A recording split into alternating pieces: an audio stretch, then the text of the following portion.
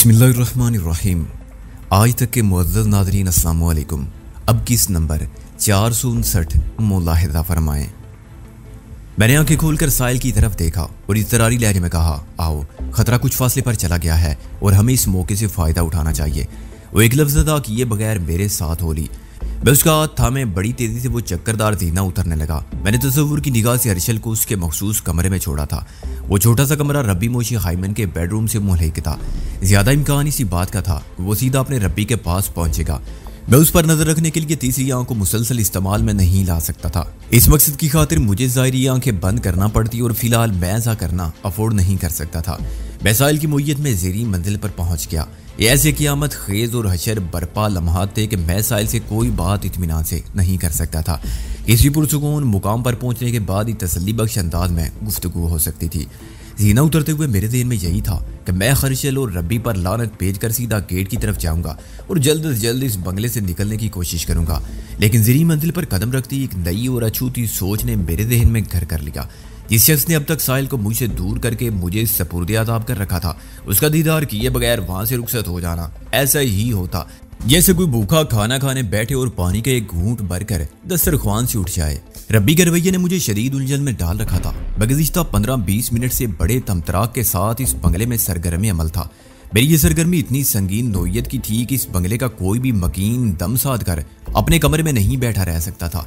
हैरत और तशवीश मुझे इस बात की थी कि अभी तक कहीं रब्बी की शक्ल दिखाई नहीं दी थी। उसकी ये तवील खामोशी किसी बहुत बड़े तूफान का पेश खैमा भी हो सकती थी जो हमारे लिए किसी भी वक्त कोई बड़ी मुश्किल खड़ी कर सकता था। मैंने रब्बी को टच करने का फैसला करते हुए ज़ेरी मंजिल की अंदरूनी समत कदम बढ़ा दिए। सबसे पहले वो कमरा पड़ता जिसमें थोड़ी देर पहले सलमान और हर्षल का फरबा असिस्टेंट अब्राहम आराम फरमा रहे थे। वो दोनों कमबख्त आराम तो उस वक्त भी फरमा रहे थे, लेकिन उसके आराम की मंजिल और नोयत यकसर बदल गई थी। इससे पेशतर वो ये रात गुजारने के लिए अपनी मर्जी से इस कमरे में सोए थे और अब वो मेरे हस्बे मंशा बालाई मंजिल के कॉरिडोर में जिंदगी गुजार चुके थे। मेरी इस मंशा को अमली जामा पहनाने के लिए रोनाल्ड ने भी अच्छा खासा ताउन किया था। सलमान ने अपनी मौत से चंद सेकंड कबल मालूमात फराहम करते हुए मुझे बताया कि साहिल वाले बेडरूम की चाबी बल्कि चाबियां ज़ेरी मंजिल वाले इस कमरे की ड्रेसिंग की पहली दराज में रखी हुई हैं। लफ्ज़ चाबियां का यही मतलब था साहिल वाले बेडरूम के अलावा उसकी ग्रे कार की चाबी भी इन्हीं चाबियों में शामिल होगी। मुझे वहां से फरार होने के लिए गाड़ी की जरूरत तो थी ही। मैंने सलमान की ग्रे कार से इस्तेफादा करने का फैसला करते हुए उस कमरे तक रसाई हासिल कर ली। कमरे में लाइट रोशन थी, लिहाजा मुझे मजकूरा ड्रेसिंग की तलाशी लेने में बमुश्किल 5 सेकंड लगे होंगे। सलमान ने अपनी जिंदगी के आखिरी लम्हात में भी अय्यारी दिखाने में किसी कंजूसी या बुखल से काम नहीं लिया था। लगता था द्रोह गोई उसकी हयात का अव्वल आखिर मकसद रहा हो। उसकी बताई हुई चाबियां ड्रेसिंग की पहली दराज क्या किसी दराज में भी मौजूद ना थी।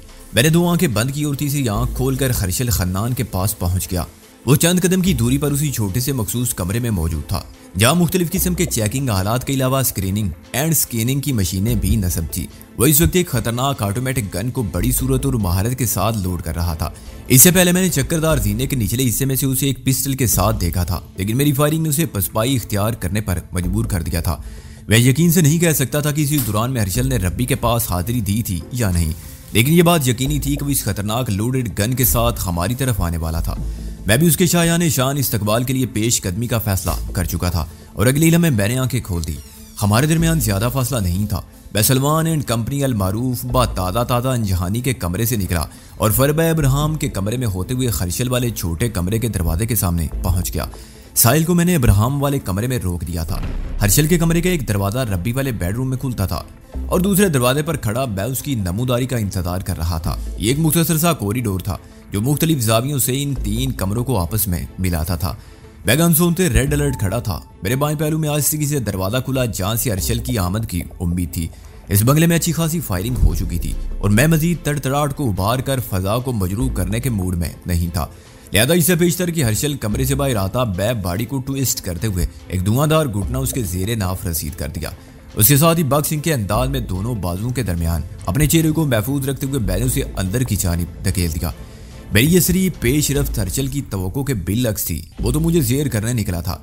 उसे उम्मीद ना थी कि मैं पलक झपकने में जबर हो जाऊंगा। मेरा हमला अचानक और शदीद था। वलिक से एक करबनाक ऊँ खारिज करते हुए डगमगाते कदमों के साथ पीछे को गया। फिर मैंने उसे संभलने का मौका ना दिया। मैं उसके पीछे ही बरा मार कर कमरे में दाखिल हुआ और पैदर पे 2 तेज रफ्तार राउंड उसकी चला दी। वो मेरी इब्तदाई अटैक से बुरी तरह बेतवाजन हो चुका था। लिहाजा अपने बचाव के लिए कुछ भी ना कर सका। मेरी लेफ्ट और राइट राउंड हाउस ने उसके चेहरे की भरपूर मिजाज पुरसी कर दी थी। उसके साथ ही एक दांसू किस्म की साइड किक चला दी। वो एक मुख्तसर सा कमरा था। मेरी साइड किक का तोहफा वसूल करने के बाद हर्षल फजा में थोड़ा बुलंद हुआ। फिर सहराई तूफान की जद में आए हुए ऊंट के किसी बच्चे के मानद लुढ़कते हुए वो स्क्रीनिंग मशीन से जा टकराया। उसके अलग से एक मरतबा फिर तकलीफ भरी ओम बरामद हुई। वो खासा सख्त जान वाकई हुआ था उसकी जगह। अगर कोई और शख्स होता तो तकलीफ की शिद्दत से चिल्ला चिल्ला कर बंगले को सर पर उठा लेता, लेकिन अफसोस कि उसकी सख्त जानी को एंजॉय करने की मेरे पास मोहलत ना थी। मेरा एक लम्हा इंतहाई कीमती था। शऊरी और लाशऊरी तौर पर मुझे एक हैरत अंगेज तशवीश ने घेर रखा था कि इतनी मार दाड़ उठा पटक और फायरिंग के बावजूद भी रब्बी मोशे हाइमन अपनी पनाहगाह से बाहर क्यों नहीं निकला था। इस क़यामती हंगामे पर तो उसे जल्वा फरोज हो जाना चाहिए था। ये ठीक है वो दिल का मरीज हो गया था, लेकिन इसका मतलब ये भी नहीं था कि इंसान घोड़े गधे बेचकर और भंग पीकर यूं बेखबर सोता रहेगा। एक लम्हे के लिए ये खतरनाक ख्याल भी मेरे ज़हन से गुजरा कि कहीं रब्बी चुप चुपाते अब्दी सफर पर रवाना तो नहीं हो गया। अगले लम्हे मैंने तमाम ख्यालात को ज़हन से झटका और हर्षल हन्नान की तरफ मुतवज्जो हो गया। वह फूड स्क्रीनिंग मशीन से उलझते हुए उठने की कोशिश में था और तशवीश की बात यह थी कि इस तमाम तर बारामारी के दौरान में उसने खतरनाक लोडेड गन को अपने हाथ से नहीं छूटने दिया था। अगर मैं उसे एक लम्हे की मोहलत भी देता तो वो गन के बैरल को मेरी सम सीधा करके जमीन से आसमान की तरफ रवाना कर सकता था। और इससे पहले कि वह ऐसे किसी वाहियात इरादे पर अमल करता, मैंने एक चीते की मानद जस भरी और उसके इंतहाई करीब पहुंच गया। वो स्क्रीनिंग और स्कैनिंग मशीनों के दरमियान फैली हुई मुख्तलिफ नलकियों और ट्यूब से उलझा हुआ था। मैंने आओ देखा ना था वो 2-4 मसालेदार पंच यके बाद दीगरे उसके जबड़ों पर रसीद कर दिए। वो खुद को मेरे खून ख्वार हमलों से बचाने के लिए गर्दन को दाएं बाएं झटकने लगा। मैंने इस मौके से फायदा उठाया और एक उकाबी जपटा मारकर उसके हाथ से गन को छीन लिया। निहत्ता होते ही वो सरासीमा दिखाई देने लगा। मेरे तूफानी मुक्कों ने उसकी नाक और मुंह से खून छुड़ा दिया। उसकी सरासीमगी में बेबसी भी शामिल हो गई। उसने चंद लम्हे पहले चक्करदार जीने के करीब जितनी क्विक रोलिंग की थी उससे मैंने अंदाजा लगा लिया वो मार्शल आर्ट से गहरी वाकफियत रखता है। लेकिन उसकी बदकिस्मती कि मेरे सामने उसे अपने फन के जौहर दिखाने का मौका नहीं मिल सका था। इससे पेशतर कि वो सूरत को समझ पाता, मैं पे दर पे हमलों से उसे कॉर्नर कर दिया। मैंने उसकी गन को एक तरफ फेंक दिया तो उसकी जान में जान आई। शायद वो अपने तौर पर यह समझ बैठा था कि गन छीनते ही मैं उसे शूट कर दूंगा। उस कमबख्त को क्या मालूम कि मैं खास मकसद के तहत उसे जिंदा रखना चाहता था। इरादा तो यही था कि मैं हर्षल की थोड़ी खातिर तवादे करूं, लेकिन अपने अकब में साहिल की मौजूदगी को महसूस करके मैंने अपना ये इरादा तरक कर दिया। वो मुझे यहाँ निबर्द आजमा पाकर चुपके से कमरे से निकल आई थी। उसके सामने हर्षल पर तशद्दुद आजमा कर उसे किसी ज़हनी कोफ्त में मुब्तला नहीं करना चाहता था। वो पहले बहुत ज्यादा ज़हनी अदीतों के बाद आज आज़ाद हुई थी। मैं खून चुका और तकलीफ दे मंजिल से जल्द अज जल्द उसे दूर कर देना चाहता था। याद अपनी गन की नाल को हर्षल के सीने की जानिब सीधा करते हुए मैंने दुरुस्त लहजे में सवाल किया, तुम्हारा वो रब्बी मुरब्बी मोशे हाइमन कहाँ है? वो चक्करदार जीने के आखिरी सिरे पर साहिल को मेरे साथ देख चुका था और अब भी वो बनफ से नफीस वान नजर आ रही थी। इस खौफनाक सूरत उसके हुसान खता कर दिए। इस हस्ती को वो लोग सोने और मखमल के आरामदेह पिंजरे में कैद करके उसकी कड़ी निगरानी पर मामूर थे। मैंने उनकी निगरानी और निगहबानी की ऐसी कम तैसी करते हुए उनकी लाशों के ऊपर से गुजर कर इस हस्ती को आज़ाद करवा लिया था। ये तलख हकीकत हर्षल को किसी सूरत हजम नहीं हो पा रही थी। वो मेरे सवाल को फरामोश करके उल्टा मुझसे मुस्तफसर हुआ, तो तुम कौन हो? मैं फाते हूँ, मैंने गन की हलाकत बरदार नाल को घुमाते हुए कहा। सवाल करने का हक सिर्फ फाते को होता है, मफतूक गर्दन झुकाकर जवाब देने का पाबंद होता है। अगर तुम्हारी जबान से अब कोई सवाल फिसला तो मैं अपने सवाल का जवाब सुने बगैर तुम्हें जहन्नुम रसीद कर दूंगा। मौत को चंद इंच की दूरी पर और यकीनी देकर उसकी आंखों में दहशत भर गई। मैंने उसकी दहशत को बढ़ाने की गर्ज से पूरी सफाकी के साथ कहा, मेरी मालूमात के मुताबिक वो इस कमरे में होना चाहिए। मैंने रब्बी के बेडरूम की जानिब इशारा भी कर दिया। तुम रब्बी के सेक्रेटरी हो, मेरी मालूमात के बारे में क्या कहते हो? तुम्हारा अंदाजा बिल्कुल दुरुस्त है, वो नईफ आवाज में मिनमिनाया। मोहतरम रब्बी बेडरूम में सो रहे हैं। फिर वो साहिल की तरफ देखते हुए बोला, तुम कौन हो और इस लड़की को कहाँ ले जा रहे हो?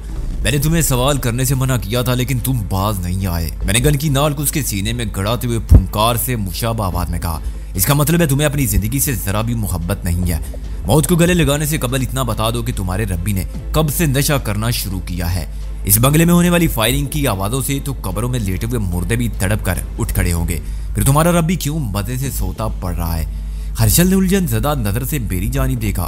फिर मेरा सवाल उसकी समझ में आया और वो वजाहत करते हुए बोला, मोहतरम रब्बी वाला बेडरूम मुकम्मल तौर पर साउंड प्रूफ है।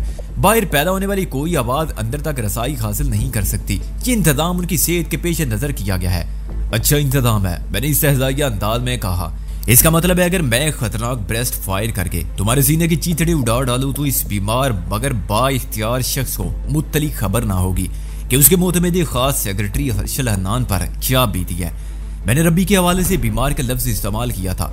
इस पर हर्षल को इसलिए हैरत ना हुई कि वो मुझसे पहले रब्बी की सेहत का जिक्र कर चुका था, लेकिन जब मैंने उसके मुकम्मल नाम और ओहदे का जिक्र किया तो वो गन के बैरल के नीचे इस तरह उछला जैसे किसी जहरीले कीड़े ने उसे डंक मार दिया हो। मैंने सरदंश करने वाले अंदाज में कहा, नहीं, बिल्कुल नहीं, मैं तुम्हारी जबान से ये सवालात सुनने के मूड में कतई नहीं हूँ।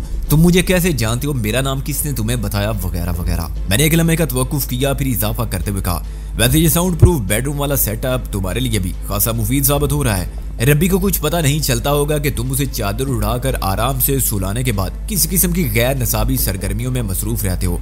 उसने मुतामलाना मगर उलझन ज़दा नजर से मुझे देखा। मैंने फौरन तस्दीक कर दी, सॉरी अर्शल, मैं कुछ गलत कह गया हूँ। तुम अपने नसब निसाब और हसब हिसाब के मुताबिक ही आराम कुर्सी में घुसकर बड़ी बेआरामी से किसी सनसनीखेज इम्तिहान की तैयारी कर रही हो। ये अलग बात है कि तुम्हारे नसाब में अमेंडा लियर और जैकी कोलिंस की शोहरे आफाक तख्लीकात शामिल हैं। एक लम्हे के लिए उसकी खून आलूद सूरत पर निजामत के रंग उभरे, फिर वो सहम कर परेशान नजरों से मुझे तकने लगा। मैंने थोड़ी मेहनत करके उससे बंद वैन की चाबी हासिल कर ली। ये वही वैन थी जिसमें रब्बी मोशी खाइमन सलमान और हलचल के साथ तिल अबीब से यरूशलेम किया था। हमारे फरार के लिए ये सबसे ज्यादा मौजूद सवारी साबित हो सकती थी।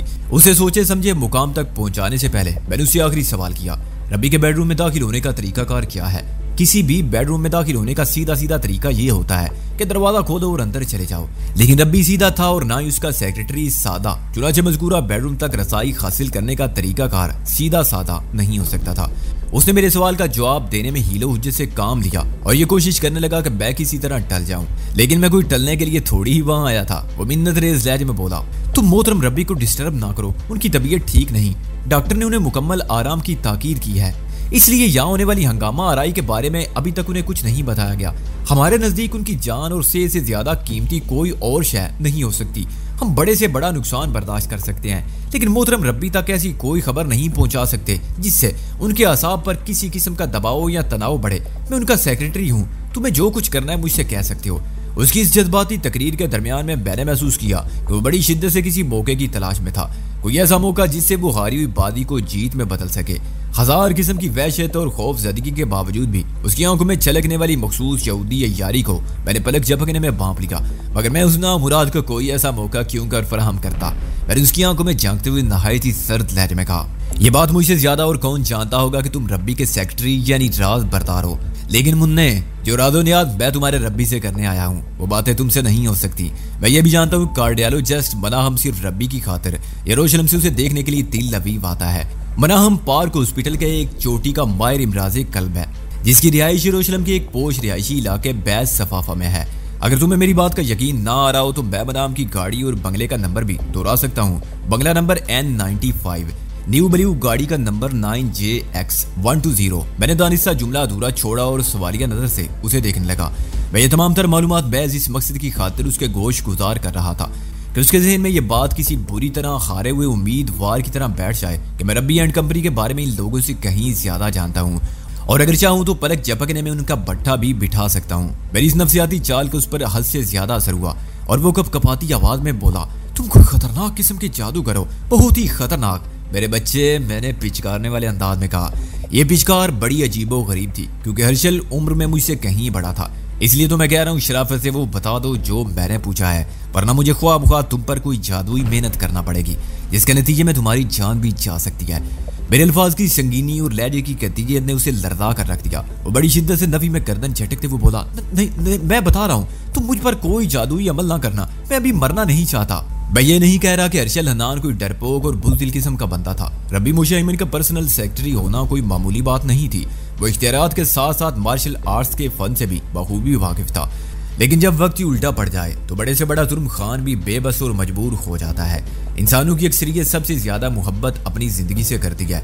जब जान के लाले पड़ जाएं तो इंसान वो कदम भी उठाने के लिए मजबूर हो जाता है जिसके लिए आम हालात में वो किसी तौर भी तैयार होने के बारे में सोच नहीं सकता। इस सिचुएशन में मेरी दहशत के साथ उसकी बेचारगी भी शामिल हो गई थी, इसलिए भी रंग चोखा दिखाई दे रहा था। मैं इससे पहले भी रब्बी के इंतहाई काबिल एतमाद अफराद Bernard Lew, Franklin, Simon, Jimmy Fonda, Dan Harvey और कलाडिया जैसे खतरनाक लोगों को अपनी दहशत के सबब इबरतनाक अंजाम से दो चार कर चुका था। हर्षल हनान ने अपनी जान की सलामती के लिए जैसे ही रब्बी के बेडरूम का राज उगला, मैं उसके नजदीक अकड़ों बैठ गया। वो यही समझा कि मैं अपने वादे से फिरकर उसका काम तमाम करने वाला हूँ। जिंदगी जाने के एहसास ने उसके मजबूत वजूद को लर्दे जैसी कैफियत से दो चार कर दिया, लेकिन उसको खत्म करने का मेरा इरादा पहले कभी था और ना ही अब मैंने ऐसा कुछ सोचा था। मैंने उसकी गर्दन को अपनी मखसूस गिरफ्त में लिया और उसके एक हिस्से पर वाक़ई मखसूस नस को बड़े टेक्निकल अंदाज में मसल कर उसे कम अज कम 3 घंटों के लिए होशो आवाज से बेगाना कर दिया। अब वो कुछ अर्से के लिए अपने साथियों स्मिथ और बेचम की दुनिया में पहुंच गया, वो दुनिया जिसे दुनिया अंटा गफीली कहा जाता है। मैंने इसी पर बस नहीं किया बल्कि एहतियातन स्कैनिंग एंड स्क्रीनिंग मशीन से मुंसलिक रबर की ट्यूब्स की मदद से उसके हाथ पांव को भी खूब कसकर बांध दिया। हर्षल हनान से फारिग होने के बाद मैं उठकर खड़ा हो गया। साहिल ने ये तमाम तर कार्रवाई देखने के साथ साथ हमारी गुफ्तगू भी सुनी थी। मैं पुरअज़म अंदाज में रब्बी के बेडरूम की जानिब बढ़ा तो उसने इज़रारी लहजे में कहा, फैतान, सानत भेजो उस शैतान पर, हमें जल्द अज जल्द इस बंगले से निकल जाना चाहिए।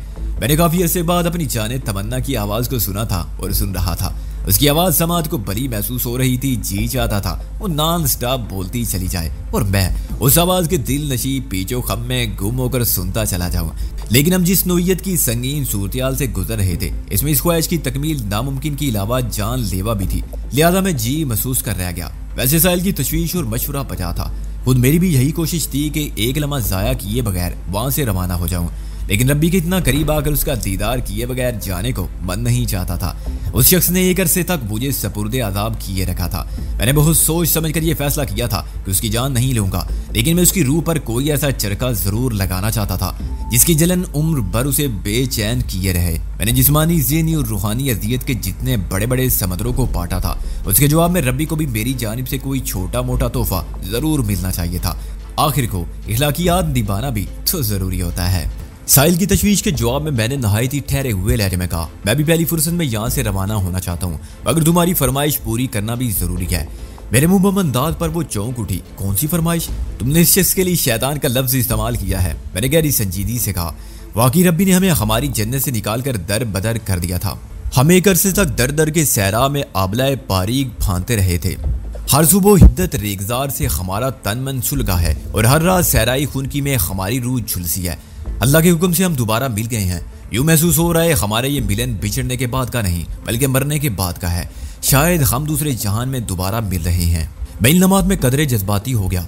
एक सांस का तवक्कुफ करने के बाद मैंने कहा, साहिल, तुमने अभी अभी फरमाइश की है वहीदान लानत भेजो इस शैतान पर। मैं लानत भेजने के लिए तो उसके बेडरूम में जा रहा हूँ, तुम भी आओ मेरे साथ। हम उस पर दोहरी लानत भेजेंगे ताकि उसकी रूह दोहरे अजाब में मुब्तला होकर दोहरी तेरी और चोरी खोती रहे।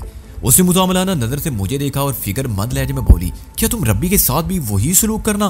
तुम्हारी जान की कसम नहीं। मैंने कथे कलामी करते हुए गैर मुतजलजल लहजे में कहा, तुम आओ तो सही। मैंने इतनी लगावट से उसे पुकारा कि वो मजीद कोई सवाल किए बगैर चली आई और अगले लम्हे हम कंधे से कंधा मिलाकर रब्बी मोशी खाइमन के साउंड प्रूफ कमरे के दरवाजे की तरफ बढ़ रहे थे। मेरे और साहिल के दरमियान मोहब्बत और चाहत का जो ताल्लुक इस्तवार हो चुका था उससे हम दोनों ही बाखूबी वाकिफ थे, लेकिन इतने खुले डुले अंदाज में मैंने कभी इज़हार मोहब्बत नहीं किया था। शायद ये उस इंतजार का नतीजा था जो मैंने साहिल की तमन्ना में बहरे जुल्मात के सफ़ाक पानियों में रहकर किया था। हुसूल मकसद में कामयाबी ने मुझे बेइख्तियार कर दिया था। हम दरवाजे के नज़दीक जाकर रुके, फिर मैंने हर्षल की बताई हुई टेक्निक इस्तेमाल करके वो दरवाज़ा खोल लिया और अगले लम्हे हम दरवाज़ा खुलकर रब्बी के बेडरूम में दाखिल हो रहे थे। अंदर कदम रखते मैंने अपनी पुश्त पर दरवाजे को बंद कर दिया। मैंने आखिरी मरतबा जब हर्षल के तवज्जो से रब्बी की ख्वाबगाह में झांका तो हर्षल रब्बी को एक शीट उड़ाकर बेडरूम से बाहर जा रहा था। रब्बी बिस्तर पर दराज था। उसके सोने या जागने के बारे में मुसद्दका तौर पर कुछ नहीं कहा जा सकता था। उसकी बंद आंखों को देखकर यही अंदाजा कायम किया जा सकता था कि वो सो चुका है और मैं इन लम्हात में उसे हर्षल के तवज्जो से देखने पर मजबूर था। पता नहीं वो कब बेदार हुआ था। बहरहाल हम कमरे में पहुंचे तो वो जाग रहा था। हम पर निगाह पड़ते ही वो एक झटके से उठकर बैठ गया। फिर उसने इसी पर इक्तफा नहीं किया बल्कि उठकर खड़ा होने की कोशिश भी कर डाली। उसके इस बुरी तरह चौंकने का सबब साहिल थी। वो उसे अपने सामने खड़ा देखकर मुतअज्जब हुआ था। वो मुझे यूसुफ उल ज़ाहिरी के भेस में पहचान नहीं सका था। मैं बड़ी सूरत से आगे बढ़ा और कहा, बुरी बात मोशी खाइमन, तुम दिल के मरीज हो। यूं अचानक उठकर कहीं चल देना तुम्हारे लिए इंतहाई खतरनाक साबित हो सकता है। रिलैक्स। मैं इस वक्त अपने ओरिजिनल लबो लहजे में बोला था। रब्बी जैसे गुर के 12 दीदा के लिए ये एक बहुत बड़ा इशारा था। वो यूं साबित हो गया जैसे मौत के फरिश्ते को अचानक गैर मुतवक्के तौर पर अपनी निगाह के सामने देख लिया हो उसके चेहरे पर उभरने वाले असरात और गुरूब होने वाले रंगों को देखकर मुझे ये अंदाजा कायम करने में जरा भी दिक्कत पेश नहीं आई कि वो मुझे वैदान की हैसियत से पहचान चुका है। वो तेजी से उठकर खड़ा हो रहा था। मेरी आवाज सुनते ही उसकी जिस्मानी जुम्बशों को ब्रेक लग गए। मैंने बात मुकम्मल करने के बाद तमस्खराना अंदाज में उसकी तरफ देखा। रब्बी कमाल का शख्स था। उसकी उम्र 125 साल के करीब थी। उसके साथ ही वो इन दिनों आर्दाए कल में भी मुबतला था। उसके बावजूद भी उसने पलक झपकने में खुद को संभाल लिया। एक लम्हा साकत खड़े रहने के बाद वो बड़े सुकून से बिस्तर पर बैठ गया। फिर मेरी जानिब देखते हुए मुशफ़क़ाना लहजे में बोला, वैदान मेरे बच्चे, बिलाखिर तुम मुझ तक पहुंच ही गए।